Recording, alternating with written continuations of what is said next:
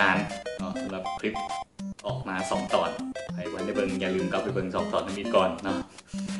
ตอนที่3นี่ก็ติดหนีไว้โดนว่าสิเล่าเรื่องเกี่ยวกับมะเห็งนั่นแหละกับมื้อนี้เนาะเรื่องงามยามดีใจขึ้นอย่างกับโมโหเนาะจริงๆถ้าลุงโอ๊ตปล่อยคลิปอยู่แต่คนบ่ปล่อยที่ปล่อยก่อนซะเนาะก็เกี่ยวกับเรื่องมะเห็งทุกมื้อนี้เราอยู่ในโลกที่เต็มไปด้วยพยาธิเราอยู่ในโลกที่เต็มไปด้วยบทความเต็มไปด้วยผลิตภัณฑ์ต่างๆที่บอกให้เรารู้ว่า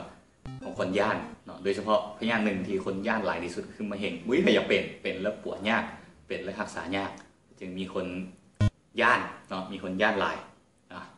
ก็ว่าเรื่องมะเห็งนี่เป็นพยาธิที่อันที่ว่าอะไรกับปัจจุบันนี้เขายังไม่ทันมีวิธีรักษาที่ตายตัวเป็นอะไรก็มีความเสี่ยงที่จะเสียชีวิตสูงเนาะยิงกวดเห็นซ่าก็ยิงมีโอกาสปิดปัวโบเซาได้หลายเนาะแล้วก็ทุกมื้อนี้เขาอยู่ในโลกที่มีแต่คำเตือนว่าห้ามกินนั่นห้ามกินอันนี้ได้เนาะอันนี้มันเอาไว้เลือนเนาะห้ามกินว่าซะแล้วนอกจากยังมีโฆษณาต่างๆเช่นว่าผลิตภัณฑ์ตัวนี้กินแล้วปัวมะเร็งได้กินแล้วรักษามะเร็งกินแล้วลดความเสี่ยงอย่างต่างๆสารพัดกับบุ้งหัวซีซื่อตัวไหนกินดีเนาะเห็นแต่โฆษณากันแต่ก็ยังมีคนเป็นอยู่เรื่อยเนาะโฆษณาดีแท้ดีว่าแต่ว่าก็ยังมีคนเป็นเลยก็เสียชีวิตจากพยาธิมะเร็งกันอยู่เรื่อยฉะนั้นมื้อนี้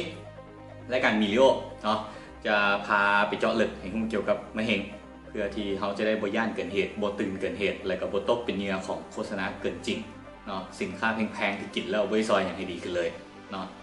เขาจะพาไปเจาะลึกให้รู้ขวัญรู้เงารู้ห้าของมะเร็งว่ามันเป็นยังไงว่ากันละพร้อมหรือยังพร้อมแล้วเรามาเดินทางเนาะกลับคืนไปหาว่ามะเร็งเนี่ยมาจากไสจะพาทางไป 1,000 ล้านปีก่อน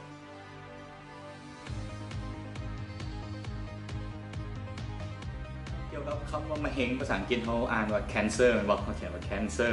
เนาะคือ cancer บ่แม่น cancel เนาะท่าน cancel เป็นมะเร็งแล้ว cancel บ่ได้เนาะ cancel มันยกเลิกเขายกเลิกบ่ได้เนาะเป็นมะเร็งแล้วยกเลิกยาก cancer เนาะ cancer มาจากคำว่าปลูก crack เนาะปลูกสมัยก่อนยุคกรีกหมู่ฮานเนาะกรีกเนี่ยประมาณนี้หมอสมัยนั้นผ่าตัดคนเจ็บเนาะมันเป็นแบบเป็นก้อนซีนใหญ่ปูดๆมาผ่าตัดเข้าไปเลยเห็นเป็นก้อนซีนเป็นปูดๆอยู่เป็นคือกล้ามปูเนาะเพิ่นก็เลยเพี้ยนคำว่า crack มาเป็น cancer หรือว่าที่มาของชื่อว่า cancer มะเร็งนี่มาจากคำว่าปูเนาะเกี่ยวอย่างกันดอกแต่ว่าร้อยความพิเศษเนาะจึงได้รู้กันไปเนาะว่าคำนี้มันมาจากไสหลังจากที่ได้รู้ว่ามะเร็งมาจาก crack เนาะปูแคนเซอร์เนาะคือเขามาหัวแท้ๆแล้วโตมะเร็งแท้ๆเป็นยังไงเนาะมันเป็นไวรัสบอกมาเกาะอยู่ตามผิวเขาเลยเป็นก้อนซิ่นหรือว่าโมแมนเนาะคือมะเร็งนี่เป็นจุลังในร่างกายเขาเลยแหละร่างกายเขาประกอบด้วยจุลังหลายๆอย่างจุลังตับจุลังปอดจุลังไขลังจุลังผิวหนังจุลังลิ้นจุลังดังจุลังปากอย่างต่างๆเนาะล้วนเป็นประกอบด้วยหลายล้านจุลังมารวมโตกันเป็นร่างกายของเขาแล้วมะเร็งนี่มันเกิดขึ้นเนี่ยมันมีจุลังตัวหนึ่งมันเห็นเรียกผิดปกติที่ว่านี่คือเนาะคือว่าจุลังตับมันก็ต้องเห็นหน้าที่เป็นจุลังตับมันหมดเพศหน้าที่เป็นจุลังปอดมันก็บ่ได้เนาะฉะนั้นจุลังแต่ละโตต้องมีหน้าที่ต้องอยู่ถึกทีถึกเวลาเนาะก็คือเอาง่ายๆคือว่าประชากรหลายๆคนมาอยู่ร่วมกันต้องมีกฎระเบียบต้องมีกฎเกณฑ์ต้องมีหน้าที่ของเราเจ้าเป็นพนักงานอนามัยเจ้าเป็นยามคอยเป็นผู้บริหารคอยเป็นวิชาการต่างๆเนาะจุลังด้วยกันที่ทางกายเขามีหลายจุลังซึ่งล้วนเป็นมีหน้าที่ของเราฉะนั้นมันต้องเฮ็ดเวียกให้อยู่หน้าที่ของมันห้ามเฮ็ดเวียกเกินนาทีหรือห้ามขี้ข้านถ้าไปขี้ข้านหรือแหกกฎก็จะกลายเป็นจุลังมะเร็งฉะนั้นมะเร็งนี่นะมันจึงเกิดขึ้นมาโดดแล้วหลายคนบอกว่ามะเร็งนี่เป็นพยาธิยุคใหม่แต่กี้ไม่ได้มีเนาะแต่ว่าความจริงแล้วมะเร็งนี่เกิดขึ้นมาโดดแล้วโดนถึงขั้นได้ละโดนถึงขั้นที่ว่านับตั้งแต่โลกเขามีสิ่งที่มีชีวิตหลายจุลังเนาะซึ่งตามหลักฐานทางด้านซากต่างๆเพื่อมีการประเมินกันไว้ว่าโลกเขามีสิ่งที่มีชีวิตหลายจุลังนี่นะจะประมาณ1,000 ล้านปีก่อน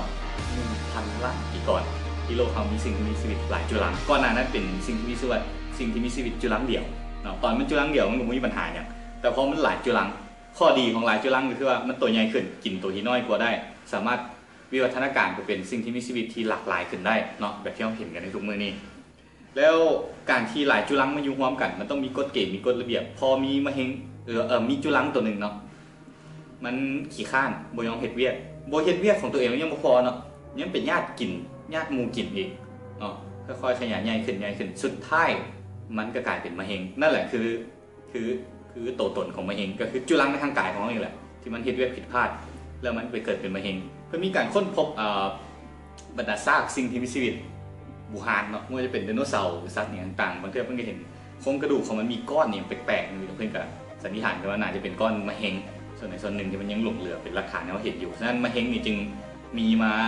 โดดแล้วเนาะมีมาโดดแล้วโมเมนต์เกิดขึ้นในแต่เฉพาะยุคใหม่เพียงแต่ว่าทุกมื้อนี้คนเป็นมะเร็งเขาได้รับความสนใจเนาะจากสื่อจากผลิตภัณฑ์จากอย่างต่างแพทย์หมอเขามีการศึกษาก็เลยเบิ่งคือว่ามะเร็งนี่ก็มีอย่างประมาณนี้วันนี้เขามาเบิ่งว่าวิธีกำจัดมะเร็งจะเห็นกันยังไงเนาะคือเอาง่ายๆว่ามนุษย์เขาก็ศึกษาเกี่ยวกับมะเร็งนี่กันมาโดดเนาะวงการแพทย์ก็พยายามหาวิธีรักษาแต่มาเข้าปัจจุบันวิธีการรักษากันยังคงเอาง่ายๆว่ายังรักษาได้บ่ขาดเนาะแต่เขาก็มีวิธีรักษาคือแต่ก่อนเนาะวิธีรักษาเขาเอิ้นว่าฆ่าเนาะฆ่ามะเร็งเนาะบ่ว่าจะเป็นการไปปาดออกเนาะใส่เคมีอย่างต่างๆเนาะซึ่งหลักๆแล้วก็จะมีอยู่2แบบเนาะแบบหนึ่งก็คือว่าคือขาล่างเผาพันธุ์เนาะเคยได้ยินคำว่าคีโมป่ะตะกี้เฮ็ดคีโมคนเป็นมะเร็งไปเฮ็ดคีโมใส่เคมีวางเนาะก็คือว่าอยู่จุดใดที่เป็นมะเร็งจุดใดที่มีจุลังที่เป็นมะเร็งเนาะจุดใดที่มีจุลังที่เป็นมะเร็งเนาะวิธีการฆ่าแบบฆ่าล่างเผาพันธุ์ก็คือเพิ่นบ่สนแหละอาจจะปาดออกไปหมดเลยหรือวางสารเคมีเข้าไประเบิดตุ้มแบบทิ่มนิวเคลียร์ตุ้มก็คือโตที่เป็นมะเร็งแน่โตที่บ่เป็นมะเร็งแน่โตจุลังดีจุลังอย่างต่างตายเป็นน้ำมดเนาะตายเรียบเนาะคือเอิ้นว่าฆ่าล่างเผาพันธุ์เนาะเป็นวิธีแบบเก่าเนาะแต่อะไรก็อีกแบบนึงพัฒนาขึ้นมาอีกน้อยนึงก็คือว่าแทนที่เฮาสิไปทิ่มตุ้มตายหมดตัวดีตัวให้เฮาก็เลือกเอาแต่ตัวให้เนาะเอิ้นว่าเอาง่ายๆว่าจากจ้างมือมาทิ่มระเบิดเฮากลายเป็นไปจ้างมือปืนเนาะยิงสไนเปอร์เนาะแหนตุ่มซองหัวเนาะแต่ว่าวิธีการฆ่านะมันมีปัญหาเกิดขึ้นก็คือว่าเฮาฆ่ามันได้บ่หมดเนาะมะเร็งบางตัวมันหากมันเลิกมันขยายตัวแล้วมันสามารถลามไปจุดอื่นได้เขาขาดจุดนี้แต่ว่าขาดบ่หมดแล้วมันยังสามารถพัฒนาลามไปจุดอื่นได้ฉะนั้นจึงเคยเห็นว่าที่ผ่านมาเซลล์บางคนไปปาดออกไปเฮ็ดคีโมไปอย่างมาแต่ว่ามันยังลามไปอยู่เนี่ยต่างๆแบบนี้ซึ่งก็เป็นวิธีที่ยังกำจัดได้บ่ขาดเนาะฉะนั้นในยุคใหม่ๆเพิ่นจะมีการพัฒนาวิธีใหม่ขึ้นมาเนาะเอิ้นว่าบ่ขาดเนาะบ่ขามะเร็งแต่ว่าวิธีใหม่ที่กำลังศึกษากันในปัจจุบันนี้เพิ่นจะไปเจรจาต่อรองกับมะเร็งเนาะมาเข้าไปด้วยสันติวิธีนะเจรจาต่อรองที่นี่ก็คือว่าเพิ่นต้องไปศึกษาว่ามะเร็งเนี่ยมันเฮ็ดเวียกจังได๋กลไกของมันเป็นยังไงแล้วพยายามไปดัดแก้ไปปรับปรุงไปดัดนิสัยไปดัดพฤติกรรมของมันเนาะดัดนิสัยมะเร็งเนาะให้กลับมาเป็นจุลังปกติเนาะเซาได้แล้วนิสัยบ่ดีอย่างนั้นประมาณนี้เนาะซึ่งปัจจุบันนี้เพิ่นก็ใช้วิธีนี้รักษามะเร็งบางชนิดได้เนาะแต่ว่าอีกหลายๆชนิดก็ยังคงต้องรอหาการค้นคว้าหรือวิจัยหรือการศึกษากันต่อไปนี่คือหลักๆของวิธีการรักษามะเร็งที่เขามีกันในปัจจุบันเอาล่ะมาต่อกันอีกคำถามข้อหนึ่งที่สำคัญเนาะบรรดาผลิตภัณฑ์ที่อ้างสรรพคุณว่าดีมะเร็งเนาะกินแล้วเซากินแล้วป่วยมะเร็งได้ตัวนี้มันดีแท้หรือบ่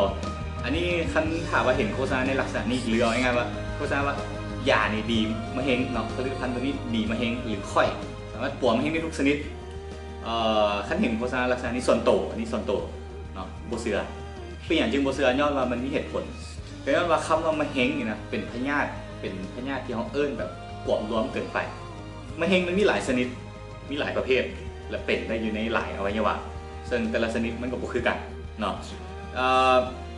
เอาง่ายๆว่ามะเร็งพยาธิเดียวเบิ่งคือเป็นพยาธิเดียวแต่ความจริงมันมีเป็นคือคนละพยาธิกันเลยเนาะมะเร็งแต่ละชนิดเป็นคือคนละพยาธิกันเลยบ่สามารถใช้วิธีรักษาแบบเดียวกันได้เช่นว่าบางคนอาจจะเป็นมะเร็งเต้านมสมมติข่อยเป็นมะเร็งเต้านมเจ้าก็เป็นมะเร็งเต้านมเนาะ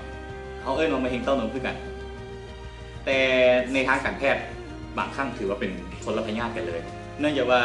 การแบ่งโตของจุลังในทางกายของเราเนาะหรือจุลังในทางกายของเราหลังจากที่มันแบ่งโตจนใหญ่เต็มทีแล้วเพราะเมื่อหนึ่งมันต้องตายเวลามันตายมันก็ต้องสร้างตัวใหม่ขึ้นมาทดแทนเนาะจุลังในทางกายของเรามีตายมีสร้างใหม่ตายสร้างใหม่คือขี้ไข่เนาะขี้ไข่เป็นจุลังของผิวหนังที่มันตายแล้วมันลอกออกเนาะตัวใหม่ก็สร้างขึ้นมาแทน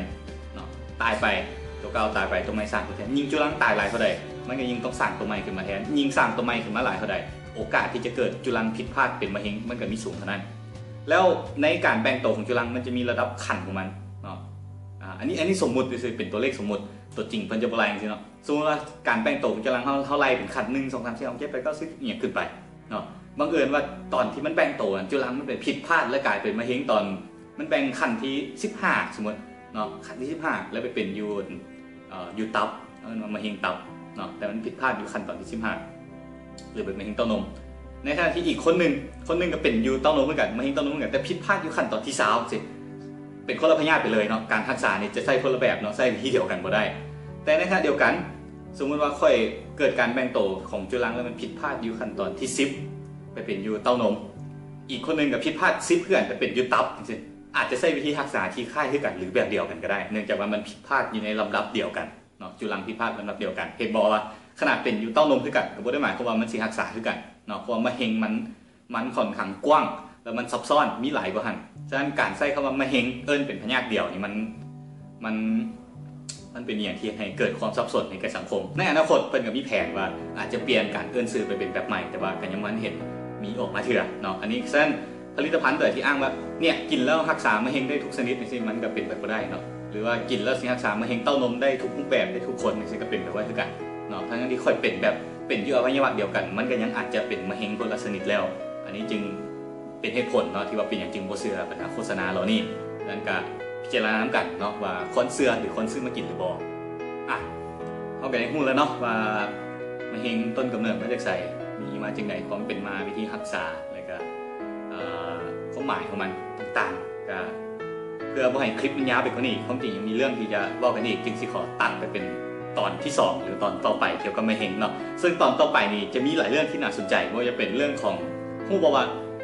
ถึงว่ามะเร็งจะเป็นพยาธิที่ร้ายที่เฮาบ่อยากมีแต่ว่ามะเร็งนี่เป็นสิ่งที่เฮาขาดบ่ได้คันบ่มีมะเร็งเฮาจะบ่มีร่างกายแบบนี้เนาะแล้วก็นอกจากนั้นเขาจะไปรู้ว่ามะเร็งเนี่ยมันมีสาเหตุเกิดมาจากอย่างแล้วมันมีแต่มะเร็งที่เกิดจากการแบ่งตัวผิดปกติของจุลังหรือบ่มันสามารถมีมะเร็งที่เกิดย้อนสาเหตุอื่นได้บ่มีเนาะมีอีกสาเหตุอื่นไวรัสเนาะหรืออย่างต่างๆเนาะจะไปรู้นํกันและการที่สำคัญอีกอันนึงก็คือว่าปัจจุบันนี้มะเร็งมีหลายขึ้นหรือบ่แล้วเขาสามารถเฮ็ดให้ตัวเองนี่นะบ่เป็นมะเร็งได้หรือบ่อันนี้ก็ต้องติดตามกันแล้วตอนนี้อย่าฝากคำถามทิ้งท้ายมีของทีละ1ให้1รางวัลเนาะมาแจกกันเฉพาะคนที่เบิ่งคลิปนี้จนจบเท่านั้นเนาะคำถามคือว่าให้แสดงความคิดความเห็นเข้ามาว่าทุกมื้อนี้เขาคิดว่ามะเร็งนี่นะเพิ่มขึ้นหลายหรือบ่เนาะเพิ่มขึ้นหลายก็บอกว่าหลายย้อนอีหยังเป็นหยังจึงขึ้นบ่หลายมีตัวเลขยังยืนบ่หรือว่ามันน้อยลงหรือบ่ถ้ามันน้อยลงน้อยย้อนหยังหรือว่ามันหลายขึ้นแน่หน่อยลงแน่หรือกลางๆหรืออย่างเนาะลองอธิบายกับเขาเบิ่งเนาะแล้วติดตามกันตอนหน้าจะมีคำตอบให้พร้อมกับผู้ที่จะได้ของทีละ1พร้อมว่าเป็นของทีละ1ที่หาซื้ออยู่ลาวบ่ได้เนาะหาซื้ออยู่ลาวบ่ได้ก็ติดตามกันสำหรับตอนนี้บ๊ายบายไปก่อนติดตามตอนหน้าไว้นี้